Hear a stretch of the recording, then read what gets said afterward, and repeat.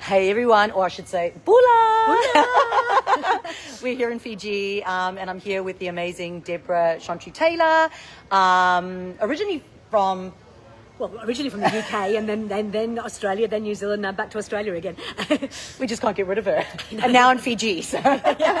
And Deborah did an amazing presentation today, which was on scaling your business. Yep, the art of scale, or science of scaling, I should say, and how not to fuck it up. And I really liked the last slide where it was like, don't polish a turd, right? So talk to us a little bit about your theory about, not effing it up and also polishing that turd. Talk to us a bit about that. I think that with a lot of businesses, they think about scale is about getting bigger, and so they take their existing systems, processes, people, all that kind of stuff, and they just keep polishing it and trying to make it better. Whereas if you really want to scale and you want to get bigger, you have to fundamentally change the way you run the business. And so my talk was around, what do you need to do that? And that's setting a much, much bigger goal of what you want to achieve, and then forcing your thinking to change so you can actually deliver that. Oh, look, I love that. And there was something else that you said that really, really stuck out for me, and that was getting rid of staff members that necessarily aren't the right fit for you. Because so many businesses that I work with have got somebody that is in the marketing seat doing the marketing part. And we all know that unless they're not going to be able to grow unless the marketing works, right? Yep. And maybe you can explain that and how that works with EOS. But sometimes people hang on to that person for way too long because they go, better the devil you know. However, as somebody who works with marketing virtual assistants, I look at it and I go, that virtual assistant's doing about 4 times less than what any other marketing virtual assistant's doing. And I suppose business owners don't really know that. But talk to us about the principle of getting rid of that person and the impact that can have on the business by making that decision. Yeah, it's part of the science of scaling is all about killing zombies, the stuff that doesn't really serve you. And it could be a product, a service, a client, or a person in your business. Often it's the people in the business. We know that they just can't really do the job. We know they're not performing. They maybe don't share our core values. And so in EOS, we talk about right people in the right seats. And right people means they share your core values. They just fit in, they feel right. And then the right seats is a job that they really GWC. They get it, they want it, they have the capacity to do it. And what I mean by that is, they haven't got to be handheld. They actually get all the ins and outs. They genuinely want it. They jump out of bed in the morning wanting to do it. And capacity is the technical knowledge, expertise, experience, qualifications. If you don't have all 3 of those as yeses, you've got a person who is not in the right role. And as a consequence, they're not going to get the results. And that's going to be really challenging for you. And so we hang on to them because we think, well, maybe they'll get better, or but we like them and they've been here for a long time. But the reality is, I know. It's always the way, isn't it? There's a man with that. Why he just couldn't use a broom, I don't know. But anyway. Yeah, so we hang on to them thinking that maybe they'll get better, or maybe, but the reality is some people just are a square peg in a round hole, and we need square pegs in square holes. And so the best thing you can do is be honest about it. Think about, are they really the right person? Are they really in the right seat? Make the tough call. I've never, ever had a business owner go, oh, I wish we held on to them longer. Yeah, they always say, I wish I got rid of them quicker. Yeah, that's generally what they say. Yeah. So talk about, firstly, explain to our audience what EOS is, because some people may not know what EOS is. Yeah, so it stands for the Entrepreneurial Operating System.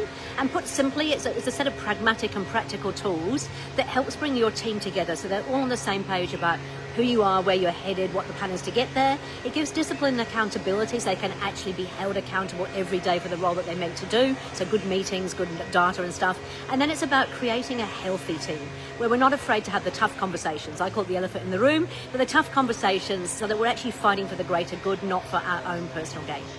So what I really love about EOS is the structure around it. It's quite structured, and there's processes and there's team meetings. Yeah. And with everything that I teach when it comes to managing your marketing team, it's always about you don't have to micromanage them, but you certainly have to be clear on what their role is. You certainly got to be holding them accountable, and you got to be checking in with them to make sure that they're okay. Yeah. So how does marketing fit into EOS? Because often you'll say to me, oh, Chantal, we're doing the 90 days or whatever you do with your clients, right? And you'll go, marketing is holding them back. Yep. Okay, so how do you identify that, and what do you normally recommend they do about that?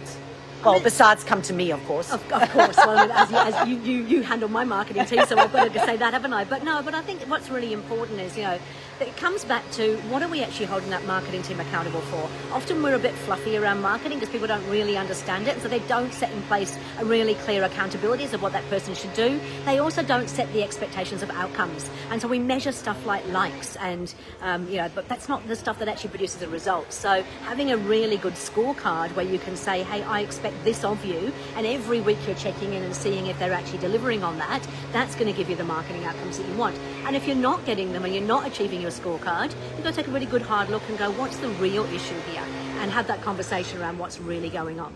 Yeah, and I think a lot of the time, sometimes it's got to do with the fact that the business owner themselves doesn't actually know what those activities are. No. So what they do is they try to get that, I call it a marketing unicorn, and they go, right, I just want a marketing unicorn. I'm this person, they tell me they're skilled at this. I was interviewing someone yesterday and she said to me, oh, they just sent their portfolio through and everything was so pretty. And I said, I don't give a shit. I'm with you. I said, I don't give a shit how pretty it looked. I said, I need to get on an interview on Monday. We can have a discussion. I said, I'm going to find out very quickly about how skilled she was. And then I also asked for a disc profiling as well, so I could see, because I particularly wanted a DC for this role.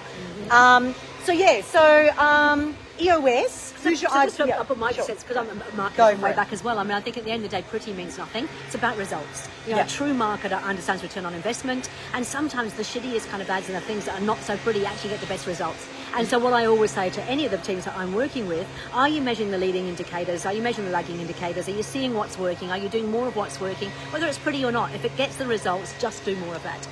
Yeah, and this is why data is so important. Like for us, there's things that we track weekly in marketing, and then there's stuff we do monthly, and then stuff that we do quarterly as well, just to make sure that we're looking at the data. Yeah. So if you've got a marketing manager, regardless of if they're in-house, your wife, your daughter, or they're an offshore virtual assistant, if they're not actually looking at the metrics and making data-driven decisions, well then they're actually not doing a good enough job.